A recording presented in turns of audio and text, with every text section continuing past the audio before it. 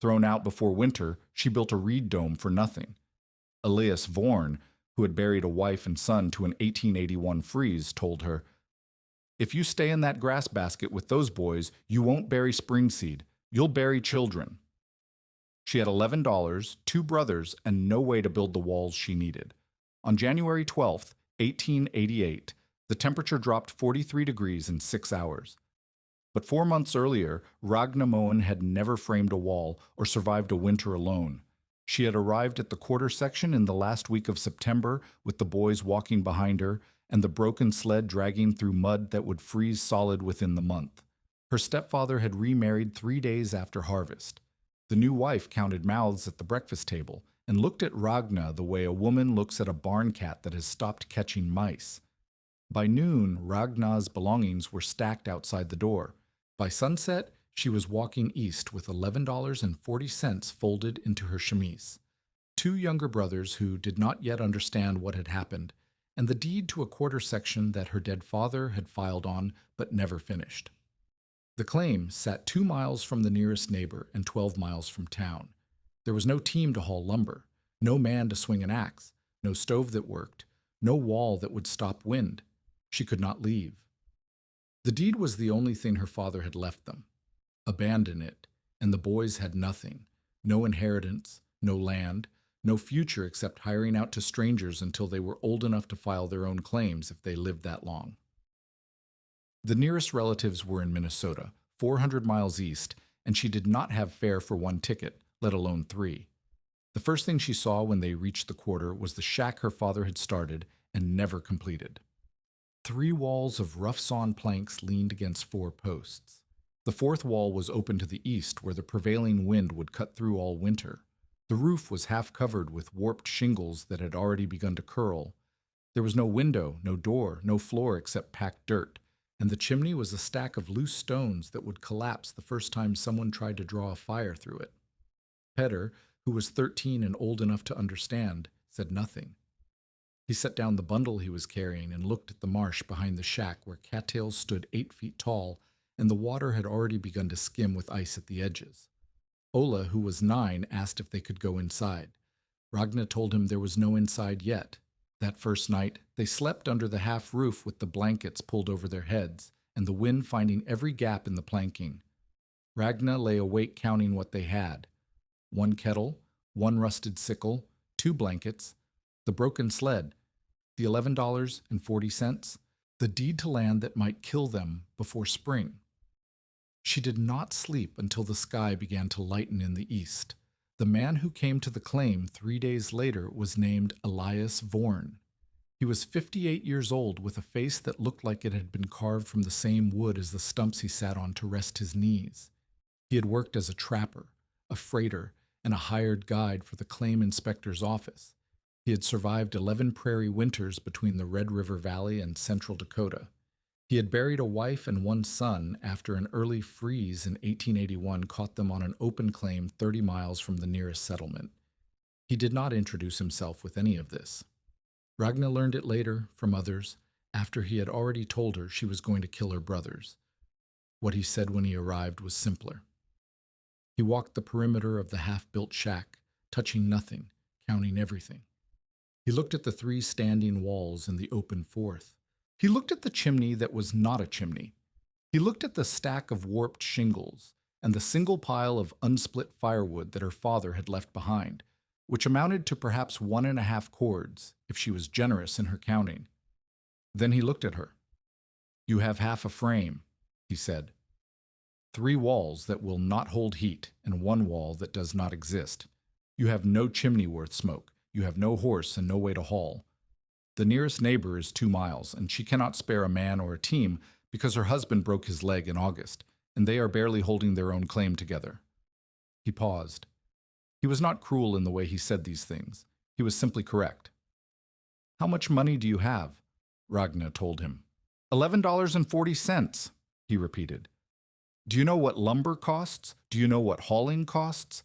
Do you know what a man's labor costs when there are not enough men and every claim in the territory is trying to close up before the freeze?" She told him she had heard. "Then you know you cannot finish this shack. You cannot buy enough wood to finish these walls, put on a proper roof, seal the gaps, and build a chimney that will draw without killing you with smoke or burning the whole structure down around your ears. He looked past her, toward the marsh where the cattails were beginning to turn brown. You have 2 boys, he said. How old? 13 and 9.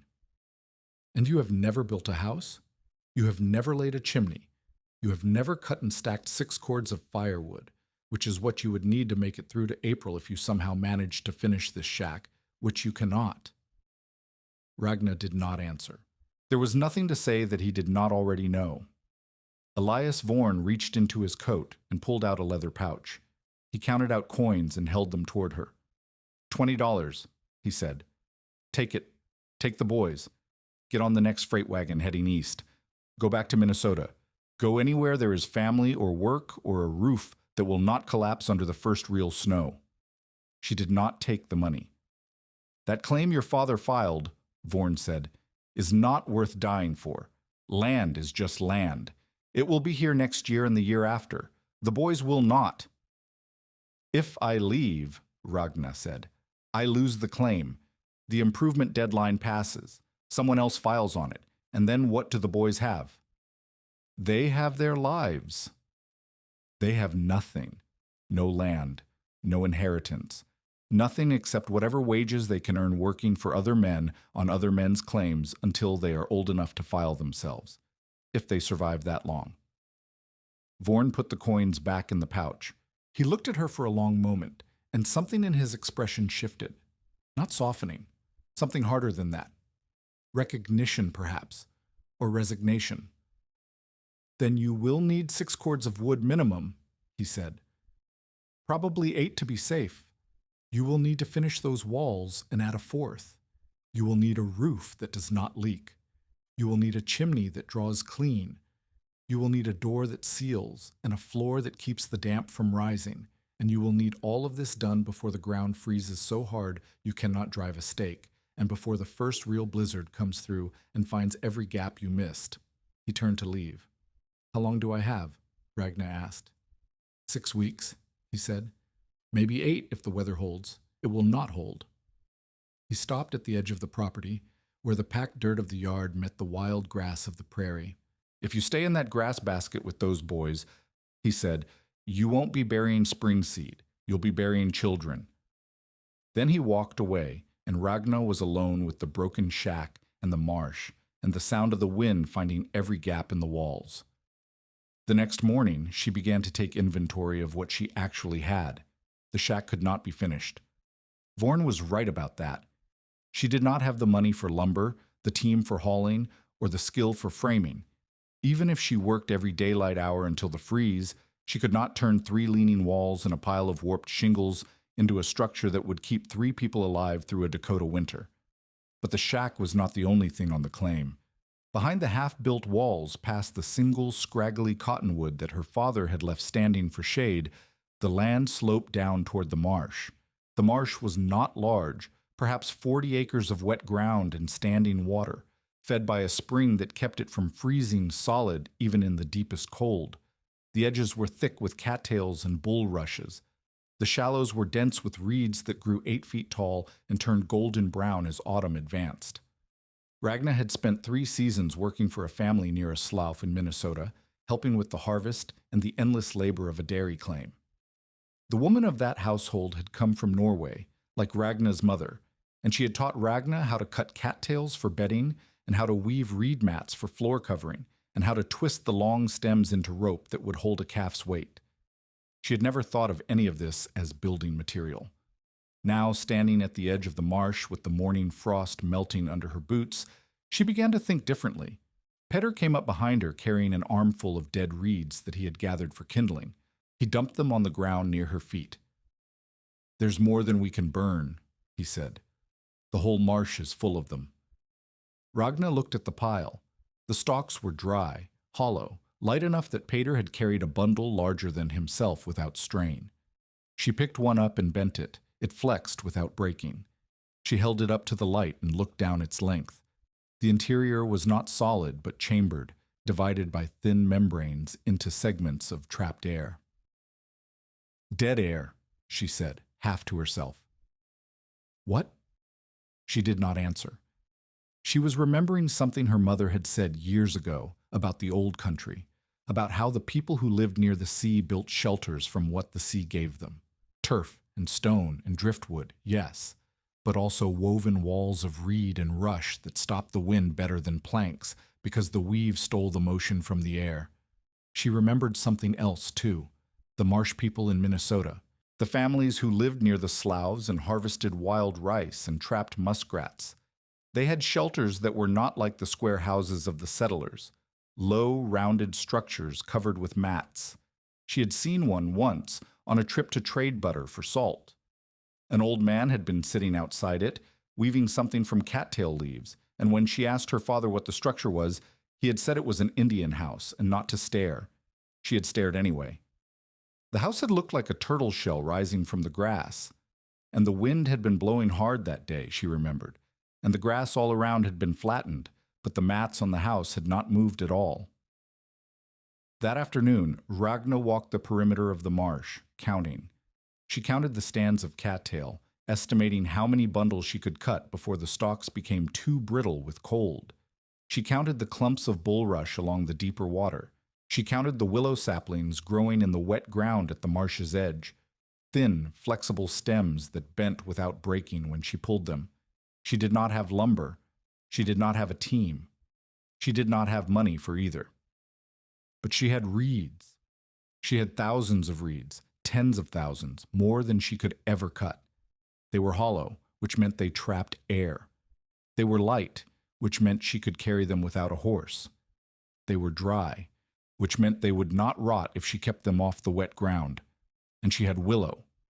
Not the thick poles needed for rafters, but thin green withes that could be bent into curves and lashed together into frames. She did not know if it would work. She did not know if woven reeds could stop a Dakota wind. She did not know if a structure small enough to heat with a tiny fire could be large enough to shelter 3 people through 5 months of winter. But she knew one thing for certain. She could not build the house that Elias Vorn had described. She could not cut 6 cords of proper timber, haul it 2 miles, frame it into walls, and finish a chimney before the ground froze. That path was closed. This path, the marsh path, was the only one still open. That night, she sat by the fire with the boys and drew in the dirt with a stick. "A dome," she said. "Not a square house, a dome like a turned-over bowl. The wind will go over it instead of hitting it flat." "Made of what?" Peter asked. "Reeds, woven like mats and layered over a frame of willow. We sealed the seams with mud and bank earth around the base." Peter looked at the drawing for a long time. "That's not a house," he said finally. "That's a basket." "Yes," Ragna said. "That's exactly what it is, and we're going to live inside it." The next morning, Ragna began the calculations that would determine whether they lived or died. A dome 14 feet across would give them roughly 150 square feet of interior space. Not much, less than the half-finished shack, but the dome would have no corners where cold air could pool and no flat walls for the wind to hammer. The volume would be smaller, too, which meant less air to heat. She paced out the diameter in the clearest spot behind the shack, away from the marsh, but close enough to drag materials easily. She drove stakes into the ground at the north and south ends and tied a rope between them to mark the center line. The frame would need to be made from willow withes, bent into arcs, and lashed together at the crown. She counted the willows at the marsh edge and estimated she would need 60 to 80 good poles, each at least 12 feet long, plus twice that many shorter pieces for the horizontal rings. The skin would be woven reed mats, each roughly 3 feet by 6 feet. She calculated she would need at least 40 mats for the first layer, another 40 for the second, and a third layer over the sections that faced the prevailing wind. That meant cutting, drying, sorting, and weaving something like 12,000 individual reed stalks. And then there was the mud. Wattle and Daub, her mother had called it. You wove the wall from sticks and reeds, and then you smeared clay-rich mud into the gaps, and the mud dried hard and sealed the wind out. But the mud had to be the right consistency, too wet, and it would slump off. too dry, and it would crack and fall away. And it had to be applied before the deep freeze, or it would never cure properly. She had 6 weeks, maybe 8. She did not have enough time, but she started anyway. The woman who came to the claim on the 4th day was named Marta Kittelsen. She was 36 years old, Norwegian-born like Rana, with hands that had milked 10,000 cows and a face that had forgotten how to smile. Her husband had broken his leg in August falling from a hay wagon, and she was holding their claim together alone while he healed. She did not come to help. She came to see what the fuss was about. Word had already spread through the scattered claims along the marsh chain. The Moen girl, the one who had been thrown out by her stepfather, was doing something strange. She was cutting reeds by the thousands. She was bending willow poles into circles. She was digging a trench in the dirt and filling it with mud. Marta stood at the edge of the construction site and watched Ragna weave a section of mat, the cattail stalks crossing over and under in a tight pattern that slowly formed a rectangle of interlocked stems. "Reeds," Marta said finally. "Reeds," Ragna agreed. "You're building a house out of reeds. A shelter, a dome, like the marsh people use." Marta bent down and picked up one of the willow poles that Ragna had already curved and lashed into an arc. She flexed it experimentally, then let it spring back. "I've seen reed thatch on roofs," she said. "I've seen reed mats for bedding. I've seen reed bundles burned for kindling when there was nothing else. I have never seen anyone try to winter inside a reed house on open prairie." "There's a first time for everything." Marta set the pole down and looked directly at Ragna. There was no malice in her expression, no mockery, only the flat, practical assessment of someone who had spent 20 years learning what killed people and what kept them alive. "Wind goes through grass," she said. "It always does. You can weave it as tight as you want, and the wind will still find a way. That's what wind does." Ragna did not argue. Instead, she picked up a finished mat, her first completed piece, rough around the edges but solid in the center, and carried it to the half-built shack where the 3 standing walls left a gap that let the wind whistle through day and night. She held the mat against the gap. The candle she had set on the other side flickered once, then steadied. The flame held still. Marta watched for a long moment. Then she grunted, a sound that might have been surprise or might have been grudging acknowledgement. "Wind goes through loose grass," Ragna said. "It does not go through woven grass. Every crossing in the weave steals motion from the air. Enough crossings, and the wind stops. One mat is not a house." "No, but 40 mats layered over a frame, with mud daubed into the seams. That might be." Marta looked at the mat, then at the pile of willow poles, then at the trench where Ragna had begun to lay the foundation for the dome's base ring. "You'll need clay-heavy soil for the daub," she said. "River-bottom clay, not this marsh mud. The marsh mud has too much rot in it. It won't cure right." "I know." "Do you know where to get river clay?" Ragna hesitated. "I was going to try the creek bed 2 miles east." Marta shook her head. "Too sandy. The bank behind my property has better. There's a cut where the spring melt carved out a section of the bluff. The clay there is good. I've used it for patching my own chimney." She did not offer to give Ragna any of the clay. She did not offer to help dig it, but she had told her where it was, which was more than Ragna had expected. "Thank you," Ragna said. Marta turned to leave. At the edge of the yard, she stopped and looked back. "Your father was a good man," she said. "Not a practical man. Not a man who knew how to finish what he started. But a good man. He would not want you to die trying to keep his claim." "I'm not trying to keep his claim," Ragna said. "I'm trying to keep his sons alive." Marta nodded once, as if this answer satisfied her.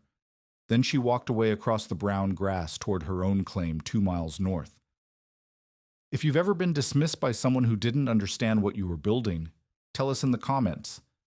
Because what Ragna did next would make everyone reconsider what they thought they knew about survival. The man who came to the claim on the 7th day was not like Elias Vorn or Marta Kittelsen. Silas Brome rode a black horse that was too well fed for a claim holder and wore a coat that was too clean for a man who worked his own land. He had arrived in Dakota 5 years earlier with money from somewhere back east, no one knew exactly where, and had spent those 5 years buying up failed claims, lending money at rates that ensured more failures, and positioning himself to profit from every winter that killed what it could reach. He was not a claim jumper in the legal sense. He was something worse. He was a man who waited for people to fail and then stepped in to take what remained. Ragna had heard of him. Everyone along the marsh chain had heard of him. He owned the hay dealership in town. He owned shares in the freighting company. He held paper on at least 6 claims within 20 miles, all of them signed by desperate people who had no other choice. He did not dismount when he arrived. He sat on his black horse and looked at the construction site, the curved willow poles rising from the trench, the stacks of cut reeds drying on raised platforms, the mats already woven and waiting, and his expression was the expression of a man calculating numbers in his head. "Miss Moen," he said. "Mr. Brome, I heard you were building something unusual out here. Word travels. Word travels fast when someone is doing something that might get 3 children killed." He smiled when he said it. The smile did not reach his eyes. "You have 2 brothers, I understand, 13 and 9. Young enough to be called children, old enough to work, young enough to freeze." Ragna set down the mat she had been weaving and stood up. She was tall for a woman, taller than Brome, she realized, now that she was standing and he was still mounted. It did not matter. He had the horse, the coat, the money, and the paper. She had reeds and willow, and $11 that shrank every time she bought salt or flour. "I have 2 brothers," she said. "I have a claim that my father filed and improved enough to hold. I have a legal right to be here." "Legal rights don't keep people warm." Brome shifted in his saddle, looking past her at the circular foundation trench. "I heard you were building what are they calling it in town? A bird nest? A basket?" "A dome. A reed dome with wattle and daub. It's an old technique, older than plank houses, older than sod houses. Older than sense, from what I hear." He reached into his saddlebag and withdrew a folded piece of paper. "I came to make you an offer, a fair offer. Call it charity if you like." He held out the paper. Ragna did not take it. "Lumber," he said. "Enough to finish your father's shack properly. Hauling, labor. I have men who can have walls up within 2 weeks. A proper roof, a chimney that draws. Everything Elias Vorn told you that you needed." "At what cost?" "The paper's a loan, secured against the claim. Payable in full by next harvest, plus interest. The interest rate is fair. Better than fair. Call it a kindness." Ragna took the paper then. She unfolded it and read the terms slowly, making sure she understood every word. The principle was reasonable. The interest was not outrageous, not at first glance, but the penalty clause at the bottom was where the trap was hidden. If she missed a single payment, even by a week, the entire balance came due immediately. If she could not pay, the claim transferred. She read the clause twice to make sure she understood. "This isn't charity," she said. "This is a foreclosure waiting to happen. 1 bad harvest, 1 late spring, 1 sick cow. Any of those and you own the land." "I own the risk," Brome said. "You survive the winter, you work the land, you pay me back, and everyone is happy. I take on the danger that you die before spring and leave me holding paper on a claim with nothing but 3 frozen corpses and a half-finished shack. The interest compounds monthly. Standard terms. The penalty clause gives you the land if I miss a single payment. Incentive to pay on time." Ragna folded the paper and handed it back. "No." Brome did not take it immediately. He left his hand extended, the paper fluttering in the wind that never stopped blowing across the prairie. "You understand what you're refusing," he said. "You understand that if you stay on this land without proper shelter, without proper fuel, without proper preparation, you and those boys will die. Not might die. Will die. Elias Vorn has been telling everyone who will listen that you'll be dead by Christmas. Marta Kittleson thinks you're insane.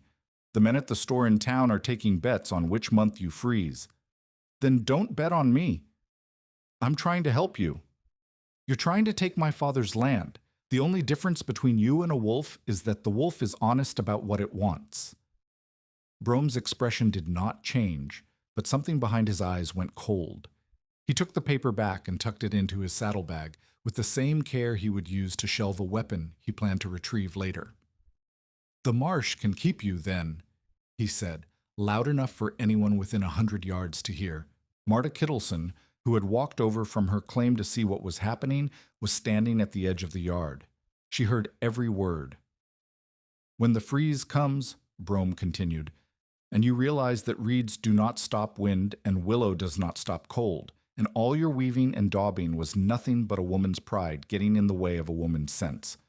When that moment comes and you crawl out of your basket looking for help, remember that I offered you terms. Fair terms. Generous terms. And you refused them because you thought you knew better than everyone who has ever wintered on this prairie." He turned his horse and rode away without looking back. The black coat flapped behind him like a flag announcing victory before the battle had been fought. Marta walked over to where Ragnar was standing. "That was stupid," she said. "Probably. He'll make sure everyone knows you refused him. He'll make sure everyone knows you're building a basket to live in instead of taking his offer. When you fail, he'll buy the claim for nothing at the tax sale and tell everyone it was your own fault." "If I fail?" Marta looked at her for a long moment. Then she reached into the sack she was carrying and pulled out a double handful of clay-rich soil, gray-brown and dense with minerals. "River clay," she said, "from the bluff behind my property. Enough to seal your first ring of daub if you mix it right." She dropped the clay at Ragnar's feet and walked away. The construction began in earnest. Ragnar worked from first light until the darkness made it impossible to see her hands in front of her face. She cut reeds until her palms split open and healed and split again. She bent willow poles until her shoulders ached with a pain that did not fade even in sleep. She wove mats until the pattern became automatic, her hands moving without conscious direction while her mind counted the days remaining until the freeze. Peter worked beside her, learning as he went. He was strong for 13, already showing the broad shoulders he would have as a man, and he did not complain even when the work made him weep with exhaustion. He learned to cut reeds at the right angle, leaving the base intact so the plant would grow back next season. He learned to sort the stalks by thickness, thick for the outer wall, thin for the inner, medium for the floor mats. He learned to lash bundles tight enough that they would not shift when the wind pressed against them. Ola was too young for most of the heavy work, but he was not too young to help. He gathered cattail fluff for insulation. He carried water from the marsh to mix with the clay. He stripped the bark from willow stems and coiled the thin inner fibers into cord that Ragnar used to lash the frame together. The days shortened. The frost came earlier each morning and stayed later into the day. The reeds in the marsh turned from golden to brown to the color of old bone. And slowly, impossibly, the dome began to rise. The first ring of willow poles went up on the 12th day. Ragnar had bent each pole into an arc and driven the ends into the foundation trench, then lashed the tops together with cattail cord until they formed a skeleton like the ribs of an enormous upturned basket. The frame was not beautiful, the arcs were uneven, some poles thicker than others, the lashings rough and visible, but it was solid. When she pushed against the frame with all her weight, it flexed but did not collapse. The horizontal rings went up next. Circles of willow lashed to the ribs at intervals of 18 inches, creating a lattice that would hold the reed mats in place. This was slower work, more fiddly, and it had to be done right. If the horizontal rings were too loose, the mats would slip. If they were too tight, there would be no room for the daub to seal the seams. On the 15th day, Ragnar nailed the first mat to the frame.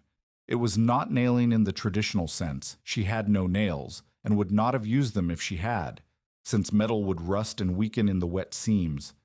Instead, she lashed the mat to the willow lattice with cord, pulling each knot tight and tucking the ends under so they would not fray. The mat covered a section roughly 3 feet by 4, leaving most of the dome still open to the sky. 39 mats to go on the inner layer, 40 more on the outer. a third layer on the north wall where the winter wind would hit hardest, and then the daub, and then the smoke vent, and then the floor, and then the banking around the base. She had 4 weeks left before the first killing frost, maybe 3. She did not stop working. On the 18th day, the first setback arrived. Ragna woke to the sound of wind, not the constant low wind that was simply part of living on the prairie, but a harder wind, a wind with weight behind it. She climbed out of the half-finished shack where they still slept and looked toward the dome. 2 of the outer mats had torn loose in the night. They were floating in the black water of the marsh, slowly drifting toward the deep center where she would not be able to retrieve them. She ran. The water was cold enough to shock the breath from her lungs, cold enough to make her legs cramp before she reached the first mat. She grabbed it and threw it toward the shore, then waded deeper for the second. By the time she dragged herself back onto solid ground, her teeth were chattering so hard she could not speak, and her fingertips had turned the color of old wax. Pater met her with a blanket. He did not say anything. He did not need to. 2 mats lost, 6 hours of weaving gone, and the wind had found a weakness in the lashing pattern that she had thought was secure. She would have to redo all of the outer lashings. She would have to add cross ties at every intersection. She would have to work faster and more carefully at the same time, which was not possible but had to be done anyway. She started over. On the 23rd day, Elias Vorn came back. He stood at the edge of the construction site and looked at what Ragna had built. The dome was more than half skin now, the inner layer of mats covering the southern and western faces, while the northern face remained open for access. The willow frame was invisible beneath the reeds, and from a distance the structure looked like what Brome had called it, a giant basket, a bird's nest, something that belonged in a marsh and not on a homestead. But up close, the craftsmanship was visible. The mats were tight, the lashings were secure. The foundation trench had been packed with a mixture of clay and trampled grass that would keep groundwater from seeping up through the floor. Vorn walked a slow circle around the dome, touching the mats here and there, testing the give of the lashings, examining the way the reeds overlapped at the seams. "You've been working," he said, "every day." "I can see." He paused at the northern face, where the frame was still exposed. "You're not going to make it." Ragna did not respond. "You've done good work," Vorn continued. "Better than I expected, but good work takes time, and time is the one thing you don't have. The freeze will come before you finish the outer layer. The first real snow will come before you finish the daub. And when that happens, you'll have a structure that's 3/4 complete and completely useless. Then I'll work faster." "There's no faster left. You're already working from dark to dark. The boys are already working alongside you. There's no more time to squeeze out of the day, and the day is getting shorter with every sunset." He shook his head. "I told you what would happen. I told you what you needed. You're still short by at least 2 cords of proper fuel, even if by some miracle you finish this thing. And fuel is something the marsh cannot give you, no matter how many reeds you cut." "The reeds burn." "The reeds burn fast and hot and gone. They don't give the long, slow heat that keeps people alive through a January night. You need wood for that, real wood, split wood, stacked wood, and you don't have it." Ragna turned away from him and picked up the mat she had been working on. Her hands were cracked and bleeding, and she barely felt them anymore. 17 days until the first killing frost," she said. "Average date based on the last 10 years, according to the man at the feed store. I have 17 days to finish the skin, apply the daub, build the floor, install the smoke vent, and bank the base. I can do 17 days of work in 17 days. And then you'll still freeze because you don't have fuel. Then I'll figure out the fuel." She looked at him. "Mr. Vorn, I'm not asking you to believe I'll succeed. I'm not asking you for help. I'm not asking you for anything. I'm just asking you to let me try." Vorn stared at her for a long moment. Then he reached into his coat and pulled out the same leather pouch he had offered her 3 weeks earlier. $20, he said. "Same offer as before. Get on a wagon. Go east. Save the boys." She did not take the money. Vorn put the pouch away. "You're going to fail," he said. "You're going to run out of time or materials or strength, and when you do, those boys are going to pay for your pride with their lives." Maybe. Not maybe, certainly. This is not my first winter on the prairie, girl. I have seen what the cold does to people who are not ready for it. I have buried my own family because we were not ready. I am not guessing when I tell you what will happen. I am remembering. He turned and walked away, and Ragna watched him go until he disappeared over the low rise that separated her claim from the wagon road. Then she went back to work. The dome grew. Day 24. The inner skin completed, every mat lashed and checked and double-tied at the stress points. Day 26. The outer skin half finished, the doubled north wall beginning to take shape. Day 28. The first coat of daub applied to the southern face. Gray-brown clay mixed with chopped grass and water until it formed a paste that could be smeared into the seams and smoothed flat. The daub had to cure before the frost, or it would crack and fall away. Ragna worked through the night by lantern light, applying coat after coat, smoothing and pressing and willing the clay to dry faster than physics allowed. She did not sleep. The boys did not sleep. The wind did not stop. And somewhere in the darkness, the temperature began to fall. On the 29th day, Ragna met the man who would teach her how to survive. She was cutting willow at the marsh edge when she noticed him. He was perhaps 60 yards away, working along the same wet ground, harvesting the same flexible stems, but his method was different.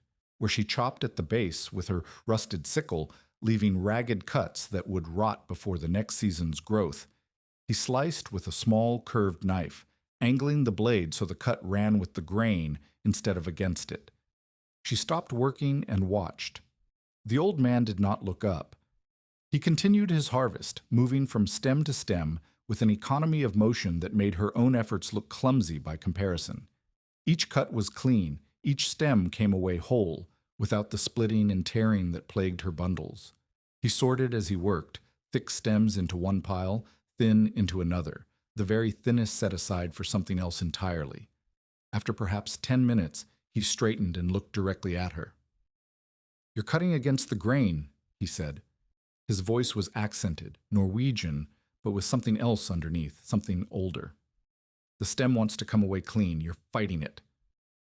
Ragna did not respond. She did not know who this man was, where he had come from, or why he was harvesting willow on land that was technically hers. He walked toward her, carrying a bundle of stems under one arm. When he reached her, he held out his knife handle first. "Cut here," he said, pointing to a willow stem she had been about to hack at. "Angle the blade. Let the edge find the line where the fibers want to separate." She took the knife. It was lighter than she expected, the blade worn thin from decades of sharpening, but still sharp enough to shave the hair from her arm. She made the cut. The stem came away clean, the end smooth and white where the exposed wood caught the light. "Better," the man said. He took the knife back and slipped it into a sheath at his belt. "A rod that splits when you cut it will split again when you bend it.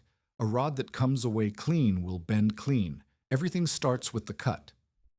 "Who are you?" "Aslak Tivate." He pronounced it with the rhythm of someone who had said the name 10,000 times and no longer thought about the sounds. "I make baskets, fish weirs, eel traps, anything that needs to be woven and hold together in water." He looked past her, toward the half-finished dome rising behind the shack. "And you, I think, are trying to make something larger than a basket." Aslak Tivate was 66 years old. He had been born in the north of Norway, in a village where the Sami people still followed the old ways of fishing and reindeer herding alongside the Norwegians who had settled the coast. His mother had been Sami. His father had been a fisherman from Bergen who had gone north for the cod and stayed for a woman with black hair and hands that could weave a net faster than any he had ever seen. He had come to America 30 years earlier, following the same currents that had brought everyone else: the promise of land, the hope of something better, the desperate need to escape something worse. He had worked lumber camps in Minnesota, built fish weirs along the Mississippi, woven baskets for settlers who needed storage, and sold them for prices that kept him fed, but never made him rich. Now he lived where the wet ground took him. He had no permanent claim, no deed, no property. He moved with the seasons, following the marshes and sloughs where the materials he needed grew in abundance. He had been camped along the chain of wet ground west of Lake Thompson for 3 weeks, harvesting willow and cattail and bulrush for the winter's work. He had watched Ragna cutting reeds for 9 of those days before he decided to speak to her. "You know what you're building," he said when she showed him the dome. "The shape is right. The concept is sound, but you don't know how to build it." "I'm learning. You're making mistakes that will kill you." He walked to the northern face of the dome, where the outer skin was still incomplete, and ran his hand along the edge of a mat. "This seam. What do you see?" Ragna looked. The mat was lashed securely. The reeds were tightly woven. She did not see a problem. "The butts are misaligned," Aslak said. "You've woven with the thick ends pointing different directions. When the reeds dry and shrink, and they will shrink, all plant material shrinks, the mat will warp.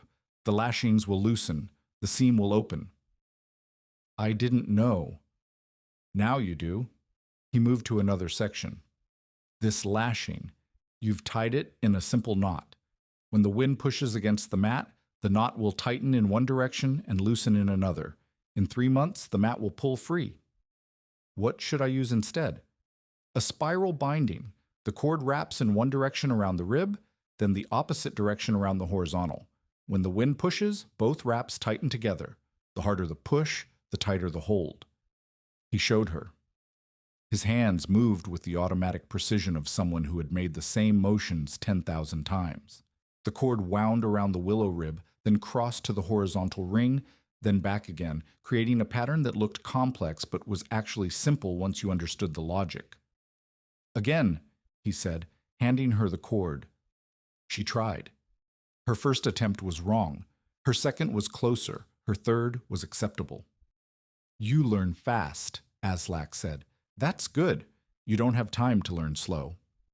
Over the next week, Aslak taught her everything she was doing wrong. The harvesting was wrong. She was cutting reeds at any stage of growth, mixing green stems with dead ones, wet stalks with dry. The green stems would shrink as they dried, loosening every weave they touched.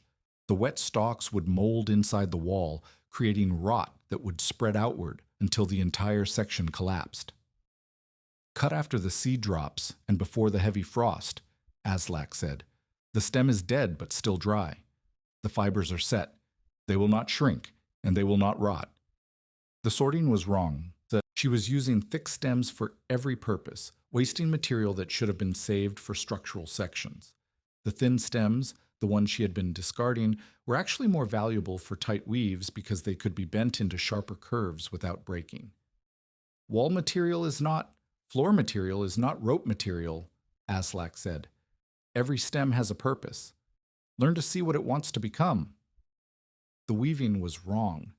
She had been crossing the stems at right angles, creating a grid pattern that looked neat but left gaps at every intersection. Aslak showed her how to stagger the crossings, offsetting each row so that the gaps in one layer were covered by the solid sections of the next. "Wind finds gaps," he said. "Wind is patient. Wind will work at a gap for hours, for days, until it makes the gap larger. You cannot beat wind with tightness alone. You beat wind with layers. You beat wind with stagger. You beat wind by never giving it a straight path through." The daubing was wrong. She had been applying the clay and grass mixture to both surfaces of the wall, inside and out, sealing the reeds completely. Aslak scraped away her work on the interior surface with a flat stick. "A wall must breathe," he said. "Seal the outside against wind and rain. Leave the inside open to release moisture. If you trap water inside the wall, the reeds will rot from within. By spring, you will be living inside a shell of mold. But the cold will come through the inside surface. The cold will try. The layers will stop it. Air trapped between the skins is your friend. It does not move. It does not conduct. But water trapped inside the wall is your enemy. It will freeze and expand and tear your weave apart from the inside." She scraped away her daubing and started again. The dome grew differently now. Each mat was woven with the butts aligned, the crossings staggered, the stems sorted by thickness and purpose. Each lashing was spiral-bound, tightening under pressure instead of loosening. The daub went on the outer surface only, thick enough to seal the wind but thin enough to cure before the freeze. Day 31. The outer skin completed on all faces except the north. Day 33. The doubled north wall finished. 2 layers of mats with a hand width of trapped air between them. Day 35. The earth berm packed around the base, rising 18 inches up the outer surface to block the undercutting wind that would otherwise slide beneath the walls and freeze them from below. Day 37. The smoke vent installed at the crown, a clay-lined throat with an adjustable flap that could be opened to draw smoke or closed to hold heat, controlled by a cord that ran down the interior wall to a cleat near the sleeping area. Day 39. The floor laid, tamped earth first, then a layer of dry reed mats, then salvaged grain sacks that Marta Kittleson had brought over without explanation and left in a pile near the entrance. On day 40, Ragna walked the interior of the completed dome for the first time. It was small, 14 feet across, perhaps 7 feet at the highest point where the smoke vent opened to the sky. The walls curved inward as they rose, so the usable floor space was concentrated in the center where a person could stand upright. Along the edges, where the walls met the earth berm, the space was only useful for storage or for sleeping, which required lying flat anyway. But it was enclosed. Every seam was daubed. Every mat was lashed.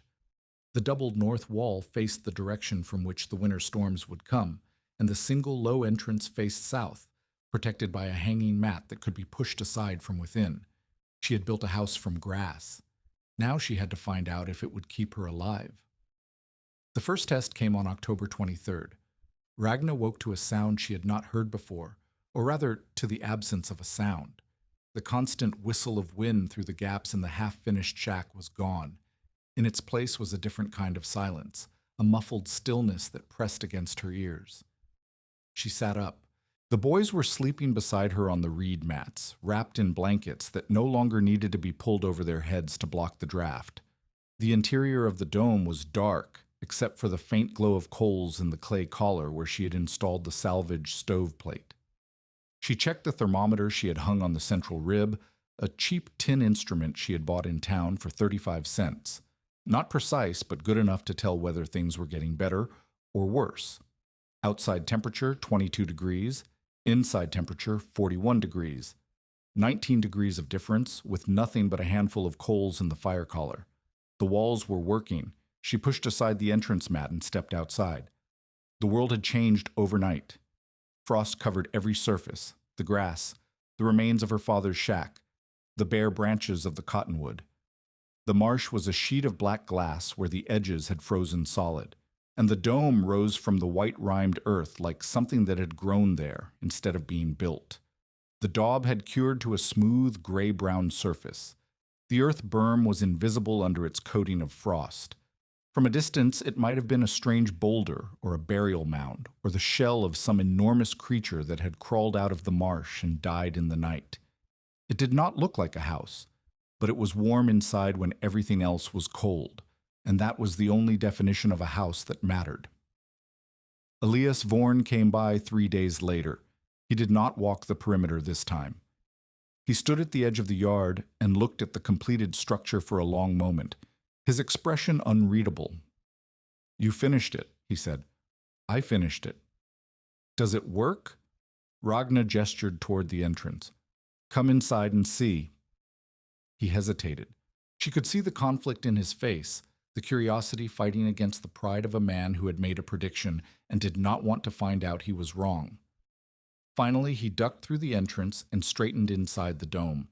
He stood there for perhaps 30 seconds, looking at the curved walls, the layered mats, the central fire collar with its bed of coals, the hanging reed curtain that created a second layer of trapped air along the sleeping area. He touched the inner wall and felt the texture of the woven reeds. He looked up at the smoke vent and watched the thin trail of warmth escaping through the clay throat. 26 degrees outside, he said. "What is it in here?" 44 at the edges, 52 near the fire. "That's not possible. The thermometer says otherwise." He walked to where the cheap tin instrument hung and examined it as if it might be lying. The mercury line was steady. The temperature was real. "It's October," he said finally. "You haven't faced November yet, or December, or January. You haven't faced a real blizzard, the kind that kills cattle standing upright and buries whole houses in drifts. This," he gestured at the dome, "is untested. Everything is untested until it's tested. And if it fails the test, you and those boys die. Then we die. But we were going to die anyway, according to you. At least this way we die trying something instead of giving up." Vorn looked at her. Something shifted in his expression, not approval exactly, but something adjacent to it. Recognition, perhaps, or resignation. "You might make it," he said. "I'm not saying you will. I'm saying you might. And that's more than I thought was possible 6 weeks ago." He left without saying goodbye, but he did not repeat his warning about burying children, and Ragna took that as progress. November arrived with teeth. The temperature dropped steadily, a few degrees each week, as if the cold were settling in for a long occupation instead of a brief raid. The marsh froze solid. The reed beds turned brittle and brown. The cottonwood dropped the last of its leaves and stood naked against the gray sky. Inside the dome, the boys learned a new rhythm of survival. Morning. Wake to the chill that crept in during the night. Rebuild the fire from the banked coals. Check the vent for ice buildup. Day. Work while the light lasted, hauling water from the hole chopped in the marsh ice, gathering dried reeds for fuel and bedding, checking the daub for cracks that needed repair. Evening. Cook whatever food they had, mend clothing by firelight, listen to Ragna tell stories about Norway or Minnesota, or the future when the claim would be proven up and the land would be truly theirs. Night. Sleep in a pile near the south wall, where the earth berm was thickest and the hanging curtain trapped the most heat. The fuel problem solved itself, partially. Ragna had expected to need wood for the long, slow burns that would keep them alive through January nights. What she discovered instead was that the dome's small volume and effective insulation meant she needed far less heat than a conventional house. A small fire of twisted reeds burning for an hour would raise the interior temperature enough to last through a 6-hour sleep. A larger fire of reed bundles mixed with cattail heads would produce a fierce heat that warmed the clay collar and radiated warmth for hours after the flames died. It was not as good as wood. The fires needed more attention, more feeding, more management. But it was enough. The food problem was harder. $11.40 had seemed like a fortune in September. By November, it was nearly gone. Flour cost money. Salt cost money. The small amounts of bacon and dried beans that made meals edible cost money. The tin of molasses that Ola loved cost money. The medicines that Ragna bought when Peter developed a cough that would not go away cost money. By the end of November, she had $2.15 remaining, 2 sacks of flour, a half-pound of salt, and whatever she could trap or forage from the frozen marsh. It would not be enough. Not for 3 people, not for 3 months. But she did not tell the boys that. She rationed the flour, stretched the beans, set more traps, and hoped that something would change. Something did change, but not in the way she expected. On December 6th, Silas Brome rode up to the dome. He was dressed more heavily now, his black coat supplemented with a fur collar and leather gloves that probably cost more than everything Ragna owned. His horse's breath steamed in the cold air. "Miss Moen," he said. "Still alive, I see." Still alive? He looked at the dome. His expression was harder to read than it had been in October. Less confident, perhaps. More calculating. "I hear you've built something impressive. I hear Elias Vorn himself admitted he might have been wrong." "Mr. Vorn said I might make it. That's not the same as admitting he was wrong." "It's more than he's said about anyone else." Brome dismounted and walked closer to the dome, examining the daub, the earth berm, the smoke vent at the crown. "You've put together something interesting here. Unconventional. The men in town are calling it all sorts of names. The bird nest, the basket house, the grass hut. But it's standing, and you're alive inside it. That counts for something." Did you ride 2 miles in December to compliment me? I rode 2 miles in December to make you another offer. He reached into his saddlebag and withdrew a different piece of paper than the one he had shown her in October. Not a loan this time, a purchase.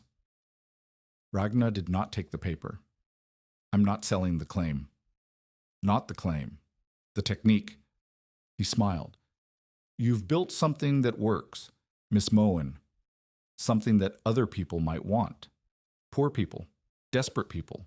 People who can't afford lumber and can't cut sod and can't dig dugouts because the water table is too high. People exactly like you were 3 months ago. And you want to sell it to them. I want to sell it to them at a fair price. I want to build reed domes on claims all across the territory and charge people reasonable rates for the labor and materials. I want to help them the same way you helped yourself. With your name on the technique and your hand in their pockets. With our names on the technique. He unfolded the paper and held it where she could see. A partnership. You teach the method. I provide the capital, the labor, the organization. We split the profits. You become a wealthy woman, Miss Moen. You never have to worry about fuel or food or money again. Ragna looked at the paper. The terms were better than the loan, far better. There was no foreclosure clause, no penalty provision, no trap hidden in the fine print. It was, on its surface, exactly what Brome claimed, a fair partnership that would make them both rich. And it would mean giving up control. It would mean watching Brome sell her technique to the same desperate people he had tried to destroy her with. It would mean becoming part of the machine that preyed on people like her. No, she said. You haven't even read the full terms. I don't need to. You don't want to help people, Mr. Brome. You want to own something that helps people so you can charge them for it. There's a difference. Is there?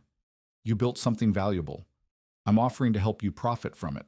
That's business, Miss Moen. That's how the world works. Not my world. Brome's expression hardened. The pleasant businessman's mask slipped, revealing something colder underneath. You're making a mistake, he said. You could have security, wealth, a future for those boys that doesn't involve hoping the weather doesn't kill them. Instead, you're choosing pride. Again. I'm choosing not to be in business with you. That's not pride. That's judgment. He folded the paper and put it away. When he spoke again, his voice had the flat tone of a man recording a debt. The winter isn't over, Miss Moen. January is coming. February after that. A lot can happen in 2 months. A lot can change. He mounted his horse and looked down at her from the saddle. When it does, when you realize that you need help and no one else will give it, remember that I offered terms. Remember that you refused them. He rode away into the December cold. Christmas came and went without celebration. Ragna gave the boys each a carved wooden figure she had made from willow scraps, a horse for Pater, a dog for Ola. They gave her a reed mat they had woven together in secret, small and rough, but made with careful attention to the stagger pattern she had taught them. They ate the last of the molasses on bread that was more air than flour, and they waited for the cold that would test everything they had built. If you're invested in this story, subscribe now and stay with us, because what happened next changed everything. Not just for Ragna, but for everyone who thought they knew what survival looked like. January arrived like a door slamming shut. The first week brought temperatures that dropped below 0 and stayed there. The marsh ice thickened to 2 feet, then 3. The air grew so dry that breathing it felt like inhaling sand.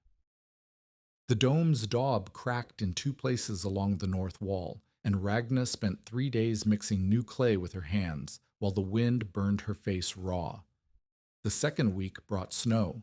Not a blizzard, not yet, but a steady accumulation that covered the prairie in white and made every trip to the waterhole or the trap line an exercise in endurance. Inside the dome, the temperature held. 40 degrees at the edges, 52 near the fire, barely above freezing in the sleeping area, but survivable with enough blankets. The walls did not fail. The smoke vent drew clean. The reed fuel burned hot enough to keep them alive, if not comfortable. Ragna allowed herself to hope. On January 11th, the hope disappeared. The morning of January 12th was strangely warm. Ragna woke to a temperature that felt almost pleasant, perhaps 30 degrees, maybe higher. The wind had died. The sky was clear. The air had a softness to it that did not belong in January on the Dakota prairie. "Something's wrong," she said to Pater. "It feels nice." "It shouldn't feel nice, not in January, not here." She sent Pater to check the trap line by the marsh edge, a task that usually took less than an hour. She told him to come back immediately if the weather changed. She told him to watch the sky. He left at mid-morning with the broken sled to carry back whatever the traps had caught. By noon, the sky had begun to change. The blue that had seemed so welcoming in the morning was gone. In its place was a strange yellowish haze, a color that looked like a bruise forming in slow motion across the entire horizon. The wind, which had been still, began to stir. Not from the south, where the warm air had come from, but from the northwest, from the direction where weather came to kill. Ragna walked to the edge of the yard and looked north. What she saw stopped her heart. A wall of cloud was rolling toward her across the prairie. Not a normal cloud, this was something else entirely. A black mass that stretched from horizon to horizon, moving faster than any weather she had ever seen, churning and boiling as it advanced. The leading edge was the color of smoke, and it seemed to swallow the land as it came, erasing everything in its path. And ahead of the wall, running as if something were chasing him, was a small figure dragging a broken sled. Pater. The temperature dropped 43 degrees in less than 6 hours. Ragna did not experience this as a number. She experienced it as a physical assault, as if the air itself had turned into a weapon designed specifically to kill everything it touched. One moment, she was standing in the yard watching Pater run toward her. The next, the wall of cloud hit them both like a fist, and the world became noise and ice, and a wind so fierce that breathing, it felt like drowning. She could not see. The air was filled with snow, but not snow that fell, snow that moved sideways, horizontally, driven by a wind that screamed loud enough to drown out her own voice. She reached out, and her hand disappeared into white. She took a step and had no idea which direction she was moving. "Pater!" She screamed his name, but the wind tore the word away before it left her mouth. "Pater?" Nothing, only the wind and the snow, and the cold that was already biting through her clothes, through her skin, into the blood beneath. She had tied a rope around her waist before leaving the dome, a precaution Aslak had taught her, for exactly this kind of emergency. The other end was lashed to the central rib inside. She could follow the rope back and survive. But Pater could not. Pater was somewhere in the white, somewhere between the trap line and the dome, and if she went inside without him, he would die. She began to walk into the wind. The rope unspooled behind her as she went, measuring the distance in increments of pulled line. 10 feet, 20, 30. Her hands were already numb. Her face was a mask of ice where her breath froze against her scarf. The cold was not merely uncomfortable, it was violent. It attacked her with the focused malice of something alive. "Pater!" She heard something. A sound that might have been a voice, might have been the wind playing tricks. She turned toward it. 50 feet from the dome, she found him. He was on his hands and knees, the sled abandoned somewhere behind him, crawling in a direction that would have taken him away from safety instead of toward it. His face was white with frost. His eyes were the eyes of someone who no longer knew where he was. Ragna grabbed his arm and pulled him to his feet. He did not seem to recognize her. He said something, but the wind stole the words before she could hear them. She pulled. He stumbled. She pulled again. The rope led them home. Inside the dome, Ola was screaming. The sound hit Ragna as she pushed through the entrance mat, dragging Pater behind her. Ola was huddled against the south wall, his arms wrapped around his knees, his face wet with tears that were freezing on his cheeks. The stove collar was smoking. Not the clean gray smoke of a properly drawing fire, but thick yellow smoke that filled the upper half of the dome and made every breath a battle. The smoke vent, which had worked perfectly for 3 months, was blocked. Ice had formed around the flap overnight, and when the wind hit, the ice had sealed the opening shut. Ragna was suffocating in her own shelter. She dropped Pater near the entrance and scrambled for the vent cord. The cord was frozen to the cleat. She tore at it with fingers that no longer felt anything, ripping the cord free in a spray of ice crystals. She pulled. The flap did not move. The ice was too thick. The wind outside was pressing down on the vent like a hand holding a lid closed. The smoke continued to pour into the dome, and now Ragna was coughing, choking, her vision swimming as the air turned to poison. She grabbed the longest willow pole she could find, a spare rib she had kept for repairs, and drove it upward into the smoke vent. The pole punched through the ice and into the screaming wind above. Air rushed in, cold air, killing air, but air that was breathable. The smoke began to clear. She pulled the pole back and jammed a wad of dry reed into the hole to keep it from sealing again. Imperfect. The dome was losing heat through the gap. But they could breathe, and breathing mattered more than warmth. For now, the blizzard did not stop. Hour after hour, the wind hammered the dome. Ragna sat with her back against the central rib and listened to the sounds of her shelter being tested. The reed mats creaked and groaned as the wind pressed against them. The lashings hummed with tension. The daub along the north wall made sounds like rifle shots as the cold tried to crack it apart. But the dome held. The doubled north wall held. The spiral lashings held. The staggered weave that Aslak had taught her held. The wind found no straight path through, no gap to exploit, no weakness to widen. It rolled over the dome's curved surface like water over stone, finding nothing to grab. And inside, despite the gap in the smoke vent, despite the cold that crept along the floor, despite everything the temperature held, 34 degrees, not warm, not comfortable, but not death, not frozen children, not the ending that Elias Vorn had predicted. Pater recovered slowly. Ragna wrapped him in every blanket they had and fed him warm water heated over what remained of the fire. His fingers turned red and angry as the blood returned, but he did not lose them. His face blistered where the frost had bitten deepest, but the skin would heal. Ola stopped screaming eventually. He fell asleep against Ragna's side, his breathing shallow but steady. And outside, the world tried to kill them and failed. The blizzard lasted 36 hours. When it finally stopped, the silence was so complete that Ragna thought she had gone deaf. She sat motionless for a long moment, listening to the absence of wind before she trusted herself to move. The entrance mat was buried under 4 feet of drift. She had to cut through it with the sickle, carving a tunnel through packed snow that was harder than any snow she had ever seen. When she finally broke through to the outside, the light was so bright that she had to shield her eyes. The world had been remade. The prairie was a single unbroken plain of white, stretching in every direction without variation or landmark. The half-finished shack that had been her father's first attempt at shelter was gone, not buried, but collapsed, the weight of the snow and the force of the wind having smashed it flat. The cottonwood had lost half its branches.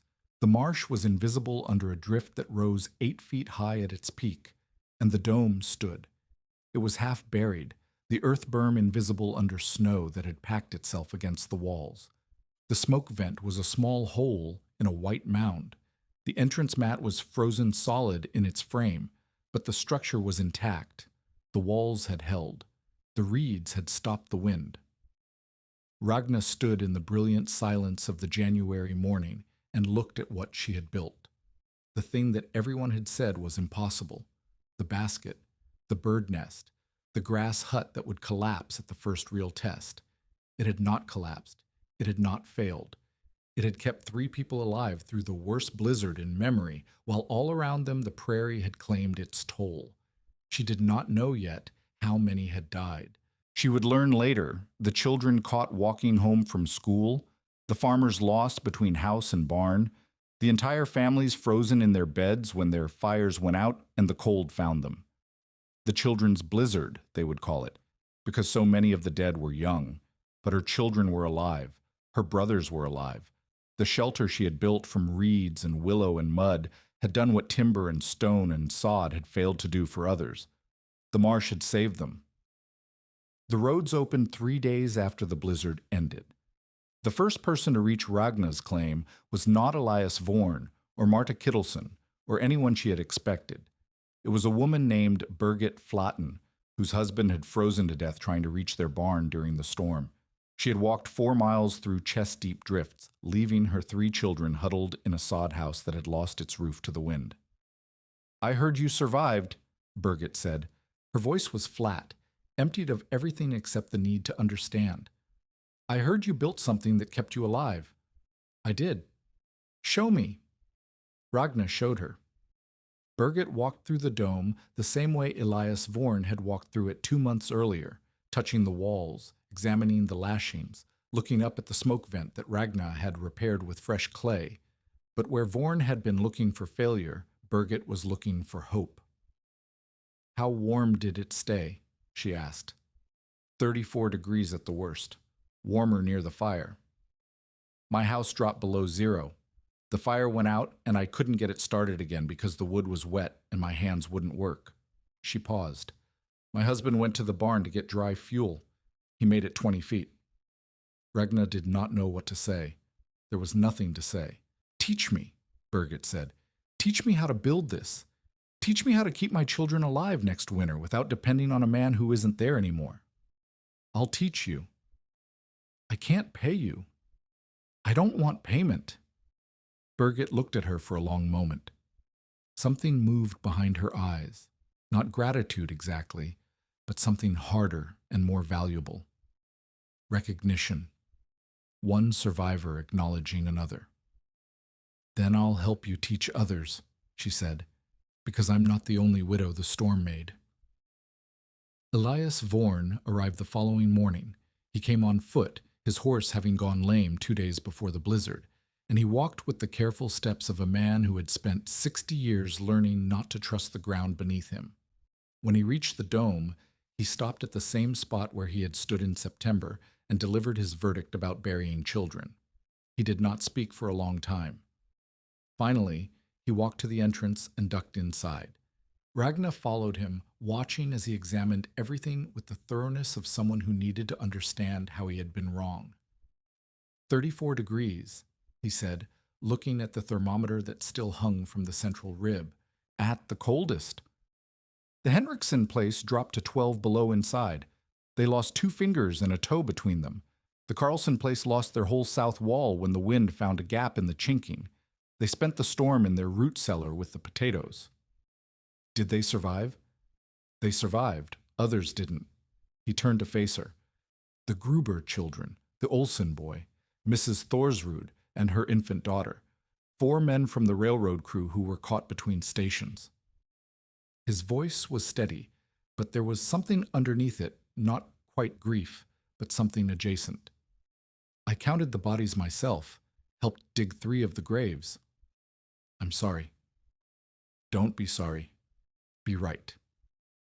He looked around the dome again, his eyes lingering on the doubled north wall, the spiral lashings, the way the curves deflected attention, the same way they had deflected wind.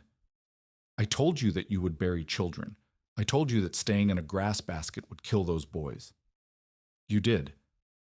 I was wrong. The words came out like something he had been practicing, like a speech he had rehearsed on the 4-mile walk to her claim. I was counting the wrong walls. I was measuring shelter the way I had always measured it, by the materials, by the method, by the way things had always been done. I did not consider that someone might find a different way to do them. He reached into his coat and pulled out the leather pouch with the $20, the same pouch he had offered her twice before. I don't want your money, Ragna said. It's not charity, it's payment. He set the pouch on the floor near her feet. For the lesson, for showing an old man that he doesn't know everything he thinks he knows. He left before she could refuse again. Marta Kittelsen came the next day. She did not announce herself. She simply appeared at the edge of the yard with a sled loaded with supplies, flour, salt, a quarter of smoked pork, 2 jars of preserved vegetables, a small sack of dried apples. For the boys, she said when Ragna tried to thank her. Not for you. You're stubborn enough to live on pride. They need actual food. Thank you. Don't thank me. Teach me. Marta looked at the dome with an expression that Ragna had never seen on her face before, something that might have been respect, or might have been the beginning of respect. Wind goes through grass. That's what I told you. I was wrong. You weren't entirely wrong. Wind does go through loose grass. It just doesn't go through woven grass, if you weave it right. Then show me how to weave it right. Show me the stagger pattern and the spiral lashing and whatever else you learned from that old Sami man who was camping by the marsh. She paused. Aslak. That was his name? Aslak Tveit. Is he still here? He's staying through the winter, helping me improve the design. Good. Then you can both teach me. Marta began unloading the supplies from the sled, stacking them near the dome entrance with the efficiency of someone who had spent her entire life making do with less than she needed. I don't want to build a dome. My husband's leg is healed enough that we can finish our proper house this spring, but I want to know how to build reed panels for the stock shelter. I want to know how to make a warm pen for calving season. I want to know how to stop the wind from killing my animals the way it tried to kill you. I can teach you that. Good. Marta finished unloading and straightened up. And when you're done teaching me, you're going to teach the Anderson widow and the Haugen sisters and anyone else who wants to learn. Because that storm killed 11 people within 20 miles of here, and most of them died because they didn't have what you have. What do I have? A wall that works. Marta looked at the dome one more time, her expression settling into something that might have been the beginning of a smile. A wall made of grass that works better than walls made of wood. That's not nothing, Ragnamoen. That's not nothing at all. The teaching began 3 days later. Ragna set up a work area behind the dome where the ground was clear of snow and the morning sun provided enough warmth to make the work bearable. She laid out bundles of reeds sorted by thickness, coils of cattail cord, willow withes cut to various lengths. She gathered the women who had come to learn, Birgit, Marta, 2 others whose names she was still learning, and she showed them the first principle. Everything starts with the cut, she said, echoing Aslak's words. A reed that splits when you cut it will split again when you weave it. A reed that comes away clean will weave clean. She demonstrated the angle, the motion, the way the knife should follow the grain instead of fighting it. The women practiced. Their first cuts were rough, uncertain. Their second cuts were better. The butts must align, Ragna continued. Thick ends together, thin ends together. If you mix them, the mat will warp when it dries. She showed them the stagger pattern, how each row of crossings should offset the row before it, closing the gaps that wind would otherwise find. She showed them the spiral lashing, how the cord should wrap in alternating directions so that pressure tightened both loops instead of loosening one.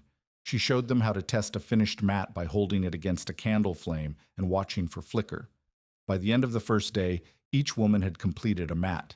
The mats were rough, imperfect, amateur, but they were solid. They stopped the wind. This is how you survive, Ragna said. Not by fighting the weather with money you don't have, by using what's already here. The marsh gives you the reeds. The creek gives you the willow. The earth gives you the clay. Everything you need is already on your land. You just have to learn to see it. The women took their mats home that night. By the end of the week, Birgit had built a windbreak for her children's sleeping area. By the end of the month, Marta had completed an entire stock shelter using the technique Ragna had taught her.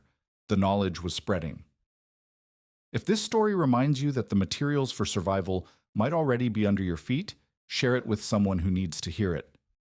Because what Ragna built wasn't just a shelter, it was a way of seeing the world differently. Aslak watched the teaching from a distance. He had moved into a small lean-to he had built against the south side of the dome, a structure made from the same reeds and willow, but simpler, more temporary. He said he did not want to intrude on her family. Ragna suspected he simply preferred to sleep alone, the way he had slept alone for most of his 66 years. "You're a good teacher," he said one evening, as they sat by the fire in the dome while the boys slept behind the hanging curtain. "Better than I expected. I learned from someone who was patient with me." "I wasn't patient. I was efficient. Patience takes too long. He smiled, a rare expression on his weathered face. But you've added something I never had. You explain why, not just how. The women who learn from you will be able to teach others because they'll understand the principles, not just the motions. Is that bad? It's different. When I learned, the old people didn't explain.